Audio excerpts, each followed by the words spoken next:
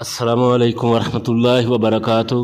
آج ہم ایک ایسے عمل پر بات کریں گے جو بظاہر معمولی لگتا ہے، لیکن اس کے اندر بہت بڑے دینی اور دنیاوی نقصانات چھپے ہوئے ہیں، اور وہ ہے عورتوں کا اپنے بال بیچ دینا۔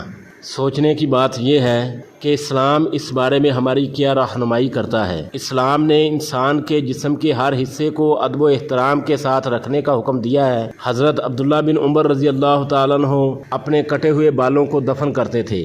امام احمد بن حنبل رحمہ اللہ فرماتے ہیں بال اور ناخن دفن کرنے چاہیے، اگر نہ بھی کرے تو حرج نہیں، مگر دفن کرنا مستحب ہے۔ تو جن چیزوں کو ادب سے دفن کرنے کی ہدایت ہے انہیں بازاروں میں بیچ دینا کیا شرعی لحاظ سے درست ہو سکتا ہے؟ اور پھر بالوں کا بیچ دینا کیوں نقصان دہ ہے؟ اس لیے کہ انسانی بالوں کی بے حرمتی ہوتی ہے۔ وہ بال وگ بنانے میں استعمال ہوتے ہیں، دوسرے لوگ ان سے جعلی خوبصورتی حاصل کرتے ہیں۔